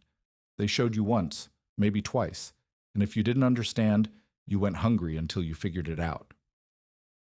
He poked at the fire with a willow stick. That was how they kept knowledge valuable. If everyone knew how to do something, then knowing how to do it was worth nothing. And now? Now the world is different. There are too many people who need to know things, and not enough time to teach them one at a time in the old way. He looked at her across the fire. You're building something, Ragna. Not just a shelter, a way of passing knowledge that can spread faster than any single teacher could carry it. Is that good? Ask me in 50 years. If the knowledge has saved more people than it's harmed, it was good. If someone has found a way to twist it into something that hurts people instead of helping them, he shrugged, then it was just a thing, like any other thing. And the good or bad was in the using, not the knowing. Ragna thought about Silas Brome and his offer of partnership. She thought about what would happen if he found a way to take the technique and sell it to desperate people at prices they couldn't afford. Someone will try to profit from it, she said. Someone always does. Yes, and when they do, you'll have to decide what to do about it. Aslak set down the willow stick and looked at her with eyes that had seen more winters than she could imagine. But that's a problem for later. Tonight, the fire is warm, the walls are solid, and your brothers are alive because you built something that worked when it needed to work. That's enough for one lifetime. The collaboration deepened through February. Ragna and Aslak worked together on improvements to the dome, a better vent mechanism that was less likely to ice over, a panel system that allowed sections of wall to be removed and replaced without disturbing the rest of the structure, a method for weaving double-layered mats that trapped more air with less material. They disagreed constantly. The vent needs a hood, Ragna said. A cap that keeps snow from falling directly into the opening but still allows smoke to escape. A hood will catch the wind will tear it off, and then you'll have a bigger hole than you started with. Not if the hood is rounded, like the dome itself. The wind will roll over it the same way. You're adding complexity. Every additional piece is something that can break. Every additional piece is something that makes the shelter more livable. If people have to choose between a shelter that barely works and a shelter that works well, they'll choose the one that works well, even if it has more parts. Aslak grumbled, but he helped her design the hood anyway. When they tested it during a late February windstorm, it performed exactly as Ragna had predicted. The wind rolled over the curved surface without catching, and the snow that would have fallen into the vent was deflected harmlessly to the side. You were right, Aslak admitted afterward. I know. Don't let it go to your head. You'll be wrong about something else soon enough. He was right. She was wrong about the panel fastening system, which proved too complex for most people to replicate without extensive practice. She was wrong about the floor drainage, which needed a central depression to collect moisture instead of the flat surface she had originally designed. She was wrong about a dozen small things that only became apparent when other people tried to build what she had built. But each failure taught her something. Each mistake became a lesson that she could pass on to the next person who came to learn, and people kept coming. Aslak grew weaker as the winter progressed. Ragna noticed it first in his hands, the way they trembled slightly when he held a knife, the way he had to rest more often during weaving. Then she noticed it in his breathing, which grew more labored when he walked from his lean-to to the dome. Then she noticed it in his appetite, which dwindled until he was eating less than Ola. You should see a doctor, she said one March evening. Doctors cost money and tell you things you already know. What do you already know? He did not answer immediately. He was watching the fire, his face illuminated by the flickering light, looking older than he had looked when she first met him 5 months before. I know that I'm 66 years old, he said finally. I know that I've spent those years living harder than most men live in half that time. I know that the cold has gotten into my bones in ways that don't come out, and the wet has settled in my lungs in ways that don't dry, and the years have added up in ways that don't subtract. That's not an answer. It's the only answer I have. He looked at her, and for the first time since she had known him, she saw something vulnerable in his expression. Not fear exactly, but something adjacent to it. Acceptance, perhaps, or resignation. I'm not going to see another winter, Ragna.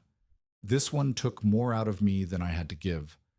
The next one will take whatever's left. You don't know that. I know my body. I've lived in it long enough to know when it's telling me the truth. He reached into the pouch at his belt and withdrew something small, a knife with a curved blade, worn thin from decades of sharpening. The knife he had used to teach her how to cut willow the right way. Take this, he said. I can't. You can, and you will. It's not charity. It's inheritance. He pressed the knife into her hand, closing her fingers around the handle. When I die, and I will die, probably before the snow melts, this is what I want to leave behind. Not money, because I don't have any. Not land, because I never wanted any. Just this knife, and the knowledge of how to use it, and the hope that you'll pass both of those things on to someone else when your time comes. Ragna looked at the knife in her hand. The blade was smaller than she had realized, worn down to a sliver of steel that was barely wider than her thumb.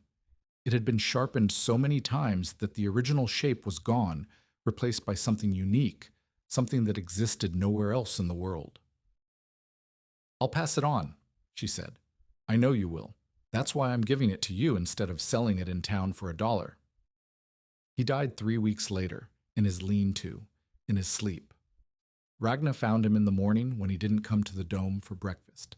His face was peaceful, his hands folded across his chest, his eyes closed as if he had simply decided not to open them. She buried him at the edge of the marsh, where the reeds grew tallest and the willows bent toward the water. She did not mark the grave with a stone or a cross. He had never been a man for markers. Instead, she cut a circle of reeds around the spot and wove them into a loose mat that lay flat against the earth, visible only if you knew where to look. Pater asked if they should say something. He said everything he needed to say while he was alive, Ragna answered. The best thing we can do now is remember it.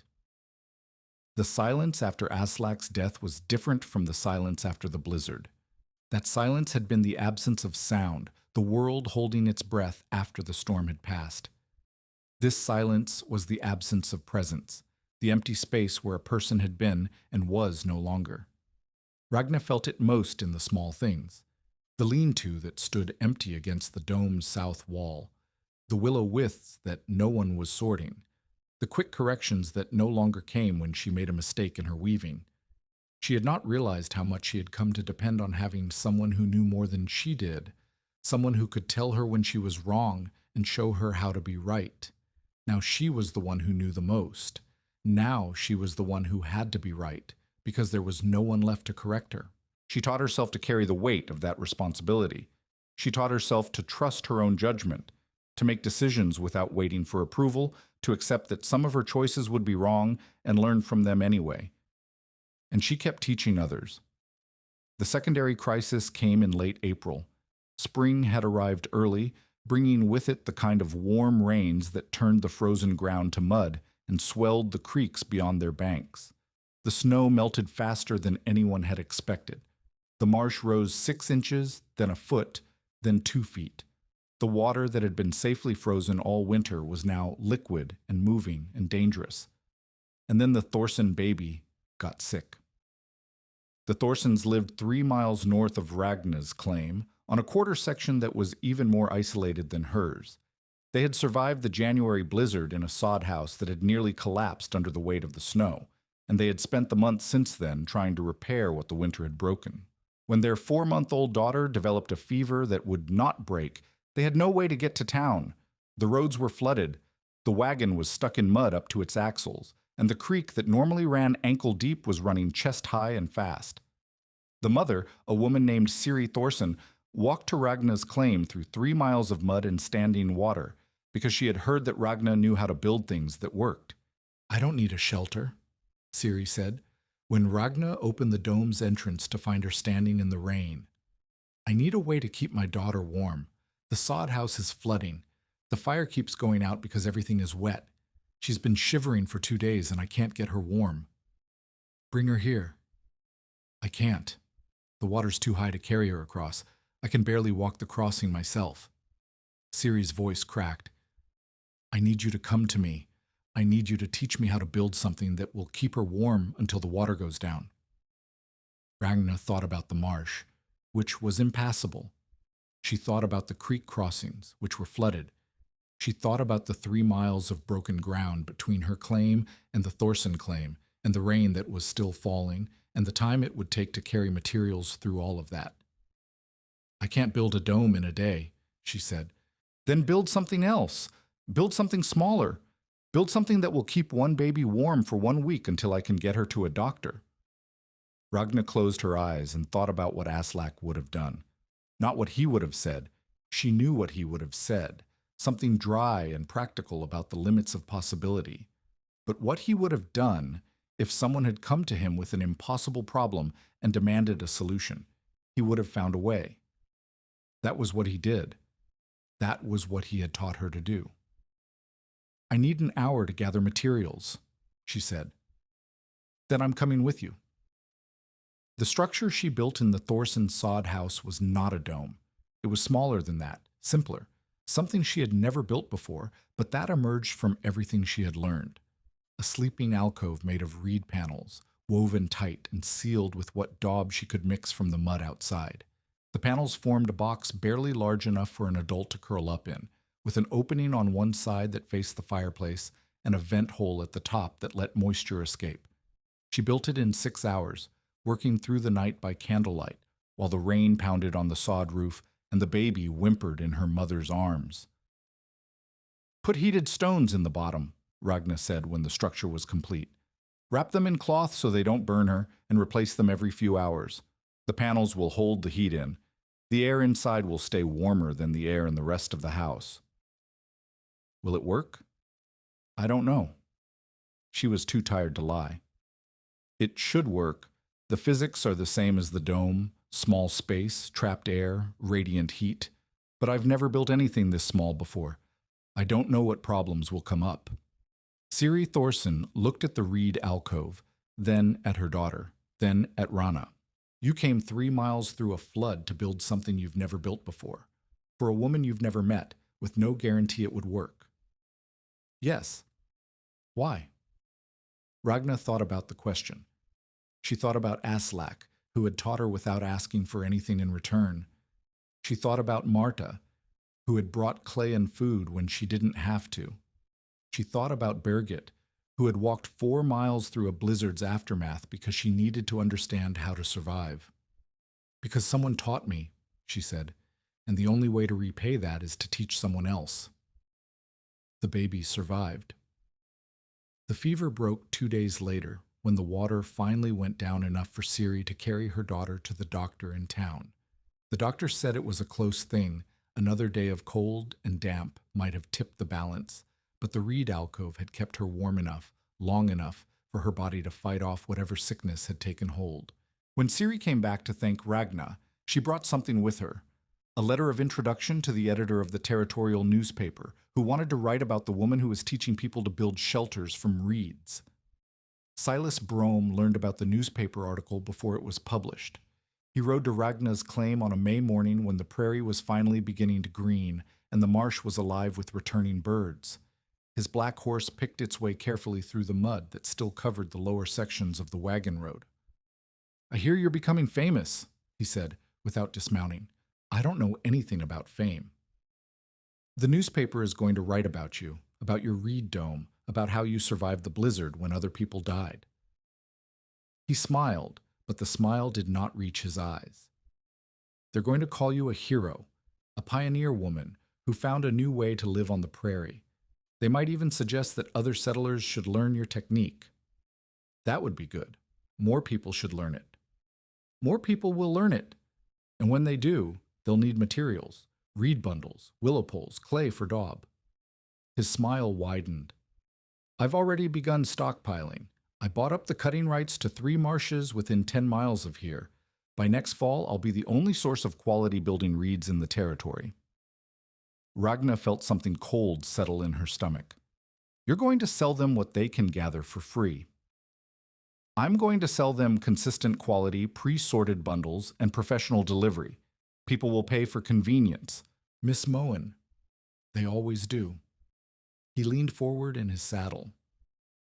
Of course, there's still time for you to reconsider my partnership offer. With your name and my resources, we could dominate the market. You could be wealthy. Your brothers could go to school. You'd never have to weave another mat with your own hands. And everyone who wants to build a reed shelter would have to buy from you. That's how business works. That's how exploitation works. Ragna stepped closer to his horse, looking up at him without flinching. The technique I teach is free. The knowledge is free. The materials grow in every marsh and slough in the territory, and I will teach anyone how to harvest them for nothing. You can buy up every cutting right you want, but you can't buy the knowledge out of people's heads once they have it. Knowledge without materials is worthless. Materials are everywhere. People just need to learn to see them. She smiled. That's what I teach, Mr. Brome. Not just how to weave reeds, how to see what's already there, how to survive without depending on men like you. Brome's expression hardened. The pleasant businessman was gone, replaced by something colder and more honest.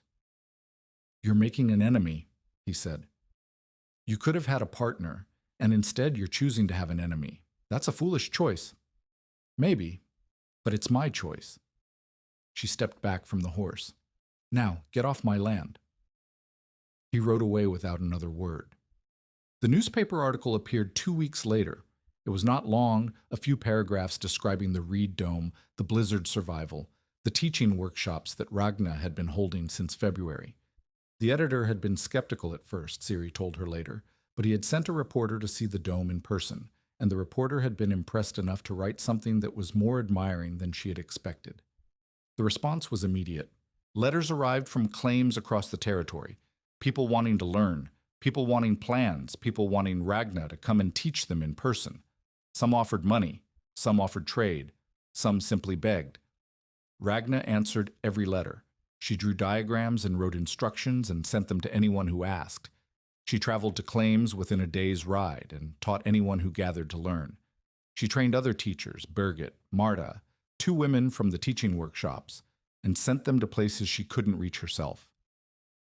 The technique spread. By the end of summer, there were reed shelters on 15 claims that she knew of, and probably more that she didn't. Some were full domes like hers. Some were alcoves like the one she had built for the Thorson baby. Some were livestock shelters, windbreaks, emergency warm rooms. Each one was different, adapted to the specific needs of the people who built it, but each one was built on the same principles she had learned from Aslak and refined through her own experience. The marsh had given them a wall, and the wall was spreading. The first hard winter after Aslak's death tested everything Ragna had built, not the dome. The dome had already proven itself. What was tested was the network of knowledge she had created, the 15 claims with reed shelters, the dozens of families who had learned the basic techniques, the teachers she had trained to spread the method further than she could reach alone. November brought early cold. December brought heavy snow. January brought another blizzard, smaller than the children's blizzard, but fierce enough to trap people indoors for days and kill anyone caught in the open. Ragna spent that January moving between claims, checking on the shelters she had helped build, repairing damage, teaching refinements. She traveled by sled when the snow allowed it, on foot when it didn't, sometimes walking 5 miles through drifts that came up to her waist. Pater, now 14 and nearly as tall as she was, went with her. Ola stayed behind to tend the dome and the animals they had acquired, 2 chickens, a goat, and a half-starved horse that a neighbor had given them in exchange for teaching his wife the panel system. At the Haugen claim, she found the reed alcove she had helped build still standing, still warm, still sheltering 3 children whose parents had died of fever the previous summer. The oldest Haugen girl, who was 12, had kept the fire going and the stones heated and the vent clear of ice, exactly as Ragna had taught her. You did well, Ragna told her. I remembered what you said. Small fire, hot stones. Keep the air moving. That's all it takes. Remember that, and teach it to your brothers when they're old enough. At the Erickson claim, she found a different story. The reed shelter had been built poorly. The lashings were loose, the butts misaligned. The daub applied to both surfaces instead of just the outer one. The walls had warped and cracked, and the family had abandoned it for their original sod house, which was drafty, but at least familiar. I told you to weave it tight, Ragna said to the husband, who had attended one of her workshops the previous spring. I told you the butts had to align. I thought I knew better. I thought loose weave would let more air in. Air isn't what you want inside a wall. Trapped air is what you want. Moving air takes the heat with it. She spent 3 days rebuilding the shelter with him, making him do the work while she watched and corrected. By the time she left, the structure was solid, not as good as if she had built it herself, but good enough to keep his family alive through the rest of the winter. Next time, listen when someone who knows what they're doing tells you how to do it, she said. Next time I will. She doubted it. Some people had to learn everything the hard way, but at least his children would survive his stubbornness. Silas Brome's monopoly collapsed in February. He had spent the summer and fall buying up cutting rights, stockpiling materials, preparing to be the sole supplier of quality building reeds in the territory. He had hired men to harvest and bundle and sort. He had built a warehouse in town to store the inventory. He had printed handbills advertising his services and distributed them to every claim within 50 miles. And then the demand never came.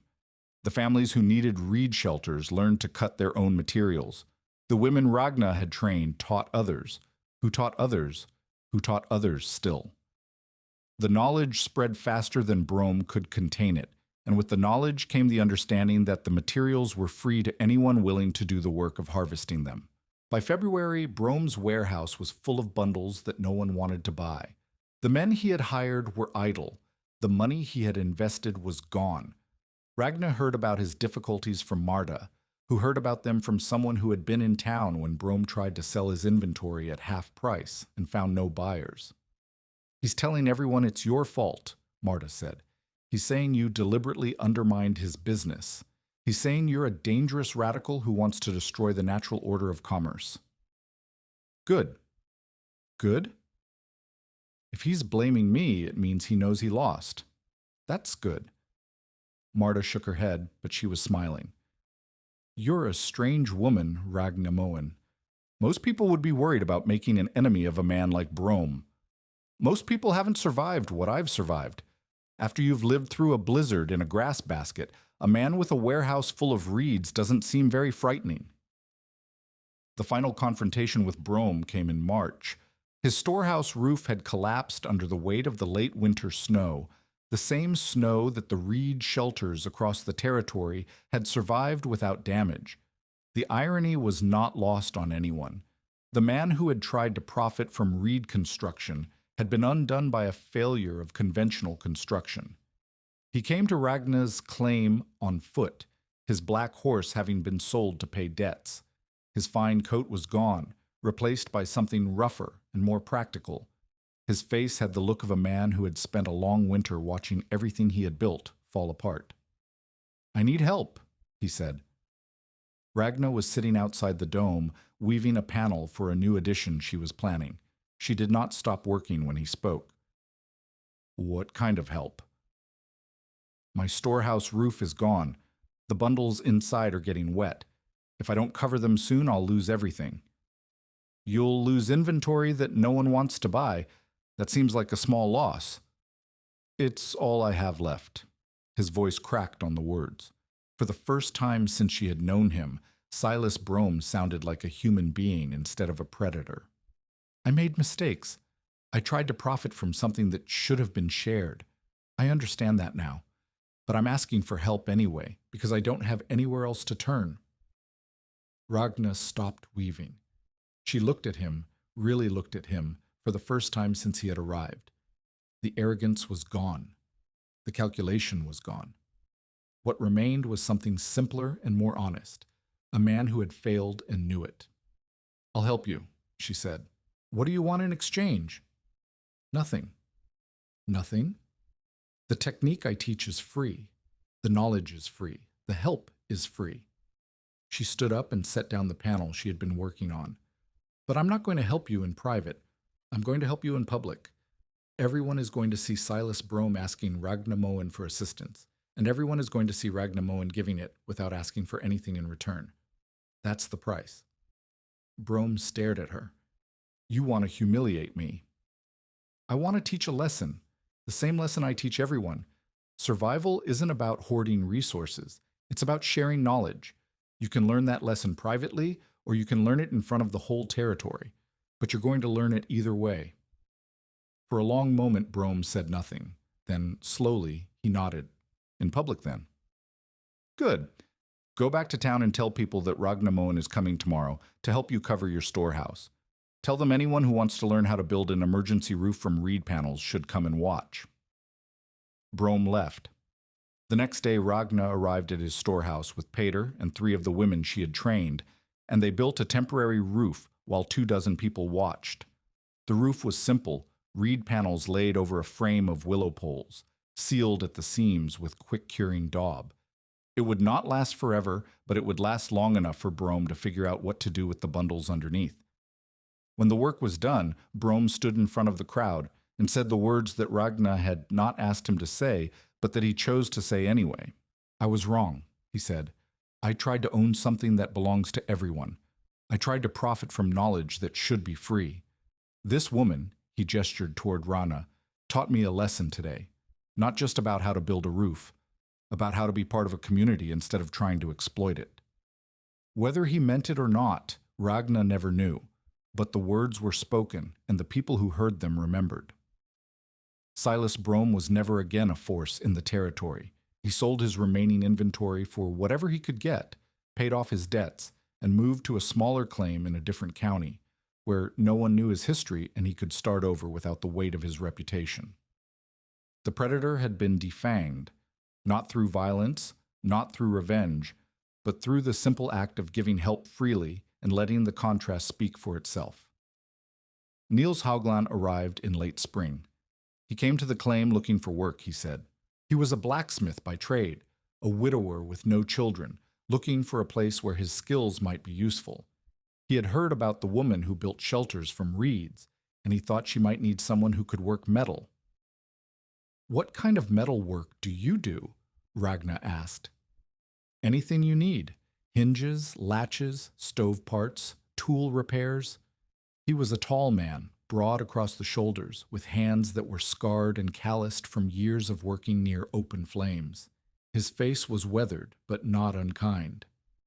I can also build frames, support structures, anything that needs to be stronger than wood alone. I don't have money to pay you. I don't need money. I need a place to set up my forge and customers to serve. If you let me work from your claim, I'll give you first priority on anything you need built. It was a fair trade. More than fair, actually. A blacksmith's services were valuable, and Ragnar had dozens of small projects that she had been putting off because she lacked the metalworking skills to complete them. A better stove collar, hinges for the panel system, a frame for the new addition that would be more durable than willow poles alone. She agreed to the arrangement. Over the following months, she learned that Niels Haugland was not just skilled, but thoughtful. He did not simply make what she asked for. He asked questions, suggested improvements, found solutions to problems she had not known how to articulate. The stove collar he built had an adjustable damper that she had never imagined. The hinges he designed could be removed and reinstalled without tools, making the panel system truly modular. The frame he constructed for the new addition was light enough to move but strong enough to support a load that would have collapsed a wooden structure. She also learned that he listened more than he talked, that he noticed things without commenting on them, that he remembered what she had said weeks earlier and built on it in ways that showed he had been thinking about it ever since. By autumn, she had stopped thinking of him as a worker and started thinking of him as a partner. Not a romantic partner, not yet, but something adjacent to it. Someone who understood what she was trying to build and wanted to help build it. The romance, when it came, arrived through work rather than words. One October evening, they were working together on a project, a combination stove and warming alcove that would be more efficient than anything either of them had built separately.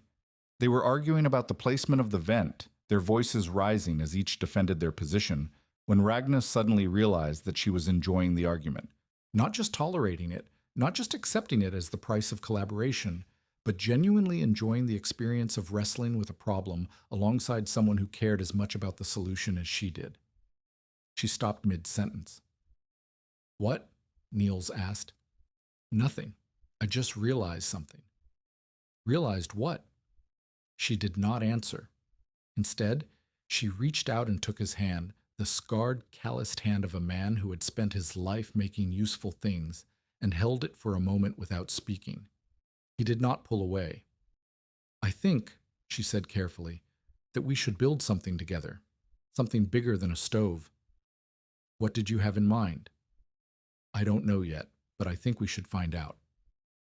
They were married the following spring in a ceremony held beside the dome that had started everything.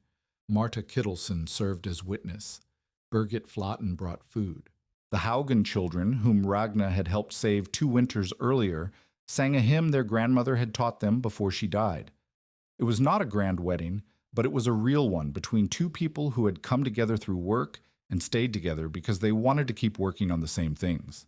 The years that followed compressed into a rhythm of building and teaching and raising the family that grew around them. Peter married at 19 and took over the management of the marsh harvest, turning it into a small business that supplied materials to anyone who wanted to build but lacked the time to cut their own. He charged fair prices, lower than what Brome had tried to charge, and he gave the materials free to anyone who could not afford to pay. Ragna had taught him that, and he had never forgotten. Ola became something different. He was the one who traveled, who carried the technique to places that Ragna could not reach. He spent a decade moving through the territories, teaching at claims and settlements and railroad camps, sleeping in shelters he built himself, and leaving behind the knowledge of how to build more.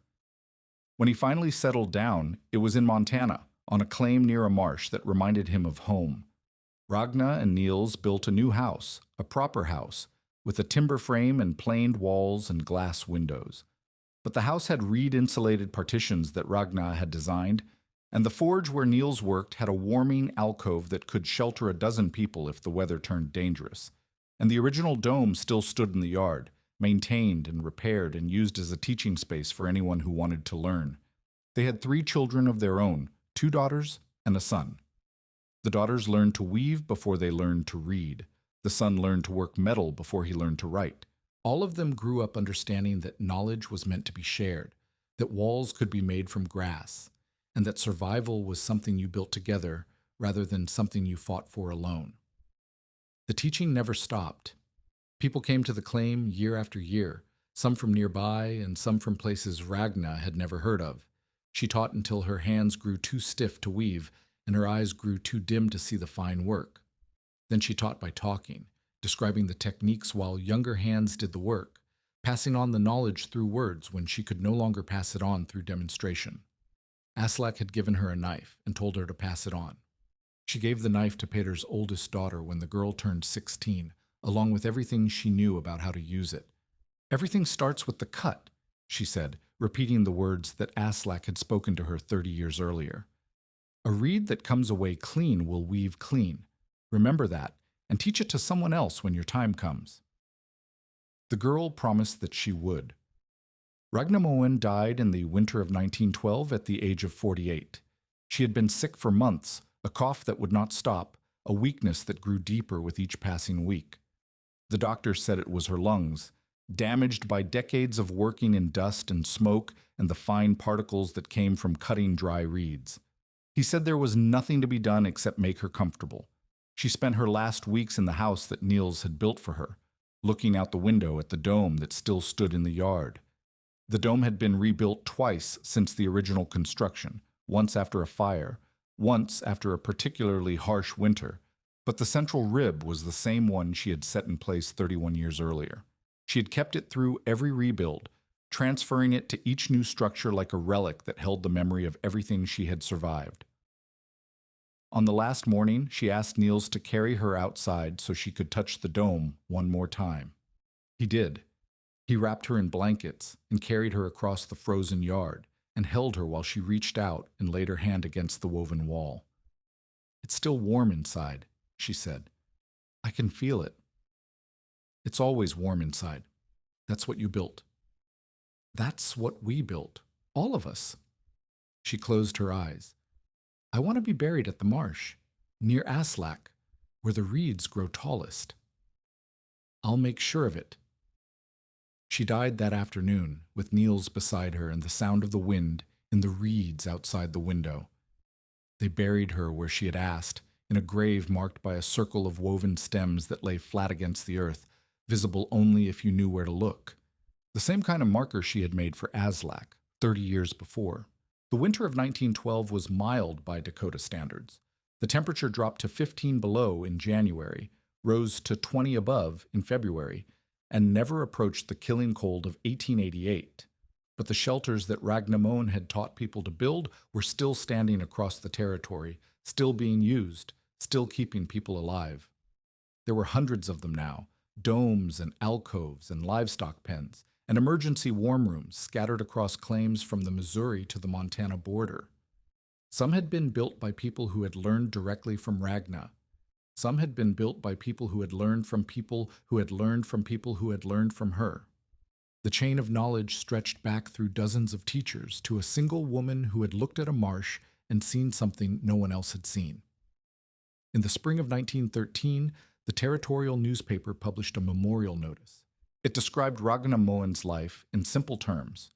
Born in Norway, immigrated as a child, survived the children's blizzard, taught hundreds of people how to build shelter from materials that grew free on their own land. It did not mention Silas Brome or the predatory loan he had tried to force on her. It did not mention the community that had mocked her before it learned from her.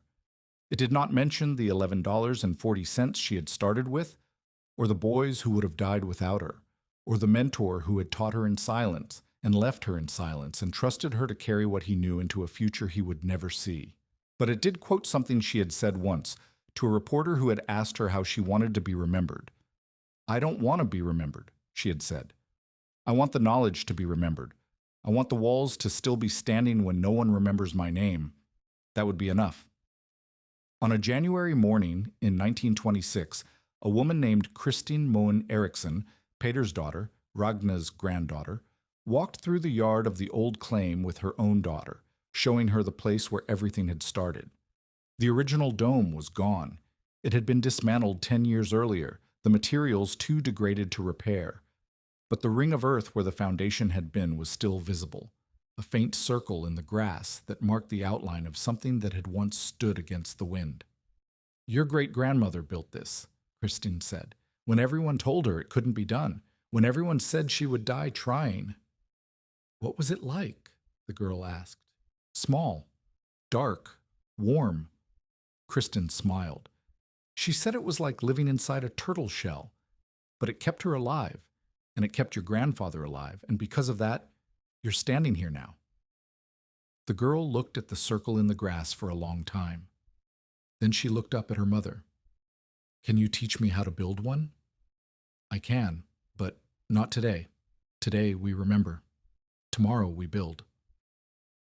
They walked back toward the house, past the marsh where the reeds still grew 8 feet tall, past the forge where Niels had worked until his own death 5 years earlier, past all the small monuments to a life that had been lived in the service of survival. And behind them, in the January cold, the wind blew across the prairie the way it had always blown, hard and relentless, and indifferent to the lives it touched. But the walls that Ragna Moen had taught people to build were still standing. And inside those walls, people were warm. On January 12th, 1888, the temperature dropped 43 degrees in less than 6 hours, and a man named Elias Vorn told a 23-year-old woman that if she stayed in her grass basket with her brothers, she would bury children instead of spring seed. He was not cruel when he said it.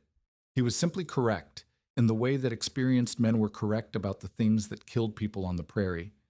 He had buried his own wife and son to the cold, and he knew what he was talking about, and he did not believe that anyone could survive a Dakota winter inside walls made of reeds. Ragnar Moen built the walls anyway. She wove them from cattails and bulrush, framed them with willow, sealed them with clay from a river bluff 2 miles east. She learned from a man named Aslak Tveit, who died before the spring thaw and left her nothing but a worn knife and the knowledge of how to use it. She taught what she had learned to anyone who asked, and then to anyone who didn't ask, and then to people she would never meet through people she had trained to teach in her place. The technique spread across the territory like water finding low ground, filling every space where conventional shelter was too expensive or too difficult or too slow. The boys survived. Petter lived to be 67. Ola lived to be 71. Between them, they had 11 children and 34 grandchildren, every one of whom learned to weave before they learned to read.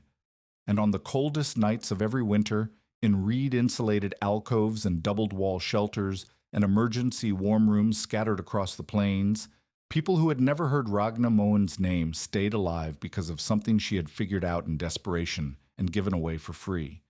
The marsh had given everyone something they had walked past for years and never learned to see: a wall.